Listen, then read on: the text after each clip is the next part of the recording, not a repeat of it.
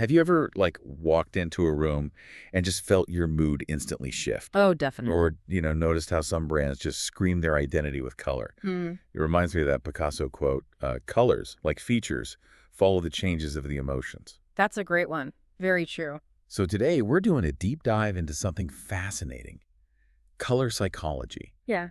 Basically, how colors mess with our heads, our feelings, our actions. Yeah. Subtly but powerfully. Exactly. Our mission here is to sort of unpack your sources, figure out how simple hues can communicate so much, Mm. trigger actual physical reactions, and even, nudge the decisions you make every day, maybe without you even realizing it. And it's interesting because, well, artists and designers, they've kind of had an intuitive grasp on this for centuries, right? Using color to get specific reactions. Right. But the actual science, the why and how it works, that's Yeah. relatively new territory. And honestly, it's full of surprises, things you wouldn't expect. Okay, let's unpack this then. So when we say color psychology, what are we actually talking about? Well, at its core, it's really the study of how different colors relate to human behavior systematically. Okay. It goes beyond just, oh, that's a pretty blue. It looks at how colors genuinely influence our emotional responses. Hmm. And crucially, how those responses get filtered. Things like your age, your personal history, and maybe most importantly, your cultural background. Ah, okay. So the field covers a lot, the meanings we attach to colors, their physiological impacts, like how your body reacts, emotional stuff, and even how you can use color deliberately, say in design or therapy. That's a really powerful concept. I'm thinking of Dr. Rachel Goldman. She said something like, it's amazing how colors can truly impact our mood and influence our behavior. It really is. And you can try this right now, listening. Just think about the room you're in, or maybe the clothes you picked out today. How do those colors actually feel to you? It's a constant, subtle thing, isn't it? Totally. So let's get into the basics, these categories. Warm and cool colors. Right. We usually put red, orange, yellow in the warm bucket. Right. And they can evoke, well, anything from coziness, like a fireplace, to maybe anger or even hostility. Definitely. Yeah. Very broad range. And then the cool colors, blues, purples, greens, they're often described as calming, serene, but they can also tip into sadness or sometimes just indifference. It really depends on the specific shade and, the situation. And this isn't exactly a new idea, is it?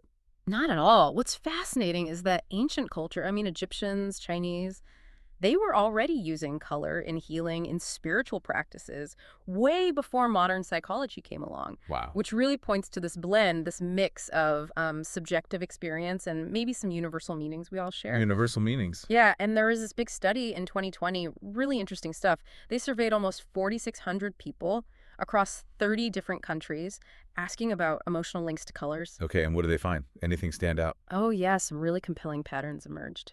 Like what? Well, for instance, black was associated with sadness by 51% of people across all those cultures. And over half. White was linked with relief by 43%. Red, well, no big surprise maybe, but 68% linked it to love. Okay, yeah, that tracks. Yellow came up strongly for joy, about 52%. Pink also connected to love for 50%. Oh, pink too. Interesting. And brown, 36% linked it to disgust. Brown and disgust. Okay. So finding these shared meanings across such diverse groups, it suggests there might be some truly universal qualities in how we see certain colors. Right. Which isn't just, fun trivia. It means color could be a really efficient way to communicate, almost primal, across different cultures. But, and there's always a but, right? Yeah, usually. Here's where it gets, I think, really interesting. Our personal feelings about color. They're also super individual, rooted in our own lives, our culture. Absolutely critical point. Like, take white. In a lot of Western countries, it's all about purity, innocence, weddings, right? The default. But then you go to many Eastern cultures, and white is the color for mourning, for funerals. Exactly, a complete flip. That contrast just perfectly shows how much context and learned associations shape everything. The cultural lens is absolutely key. And, building on that, those ancient cultures, they didn't just assign meanings, they practiced chromotherapy. Chromotherapy. Yeah. Like light therapy or colorology. Precisely. Using color as a form of healing. And we still kind of see remnants of that today, right, in alternative medicine? You do. The sources mention things like using red, say, to stimulate the body and mind, maybe boost circulation. Okay. Yellow for stimulating nerves, purifying the body. Orange maybe for lung issues or increasing energy. Blue is often used for soothing illness, treating pain, and even indigo for skin problems. Is there any modern research on this? Well, there's that 2020 study looking at chromotherapy for ICU nurses, trying to help with compassion fatigue, PTSD, which is, a really intense application. Yeah, definitely. But, and this is a big but, we have to add that most mainstream psychologists, they're pretty skeptical. Okay. Why is that? They often argue the effects, if any, are exaggerated or maybe just temporary. Like, yeah, a blue room might feel calming initially, Right. but that effect can wear off pretty quickly. It might be more placebo or just novelty. Gotcha. So maybe not a magic bullet, but Yeah. what about outside of therapy? How does this stuff impact our, everyday lives? Modern science must have found something, right? Oh, absolutely. And some findings are genuinely surprising. Think about medicine, pills. Sure. Studies suggest white pills are often associated with better pain relief. But red pills, people tend to link those with stimulants. Whoa, really? Just the color? Just the color. Okay. And in sports, red seems to make people react faster with more force. Could be a real edge. Huh. But there's a flip side.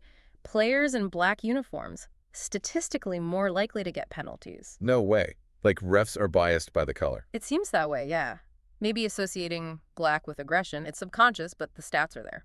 That is wild. It really is, and it goes further. Color can directly mess with cognitive performance. How so? There's a great study on test performance. They took U.S. college students, right? Showed some of them a red participant number right before a quick 5-minute test. Oh.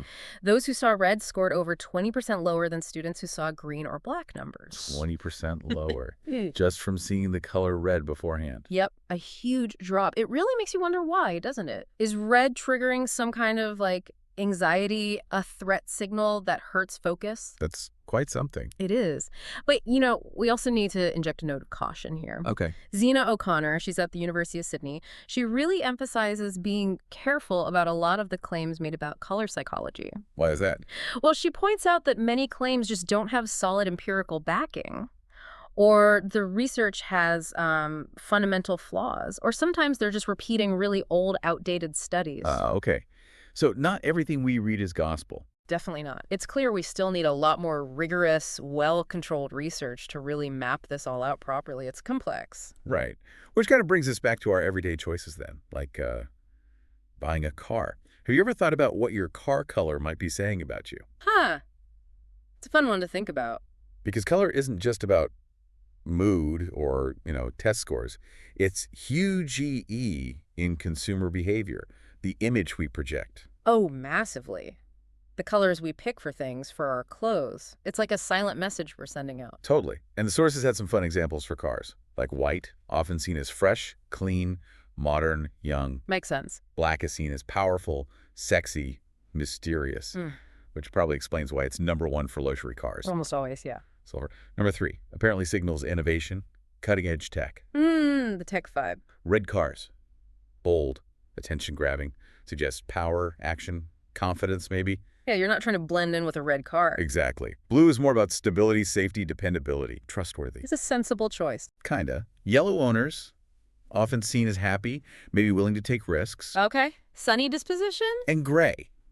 If you choose gray, maybe you're more subtle. You don't need to shout. You don't want to stand out too much. Interesting how we attach these personalities to colors. It is. But of course, personality isn't the only factor, right? Oh, definitely not. We have to be realistic. Practical stuff matters a lot. Like what? Like price, obviously. What's actually available on the lot when you go to buy. Sure. And even climate. Think about it. Lighter cars stay cooler in hot places. That's a real practical benefit. Ah, good point. Didn't think of that. So it's this mix, this interplay between the psychological pull and just practical realities. And also, our preferences change. Yeah. For sure. What you liked 5 years ago might not appeal now. Maybe your life has changed. Maybe trends have shifted. It's not static. Man, what a journey through the spectrum this has been. We've covered a lot. We really have. From, ancient cultures using color for healing to how it can subtly shift our moods, affect performance, and even down to the cars we buy and the messages we send. And I think if we zoom out, try to connect it all, the big takeaway is, yeah, color has influence. It's powerful. It's everywhere. But those effects are always tangled up with our personal history, our culture, the specific situation. It's not simple cause and effect. Definitely not. And like we said, the science is still working hard to unravel all those complex threads. Lots more to learn. Absolutely. So maybe a final thought for everyone listening. Yeah. Next time you're picking an outfit or choosing a paint color or even just grabbing a product off the shelf. Maybe pause for just a second. Think beyond just, do I like this color? Ask yourself, what message might this color be sending? To me, to other people. Interesting. Are you using color, consciously or maybe unconsciously, to actually shape your day or how others see you? Food for thought.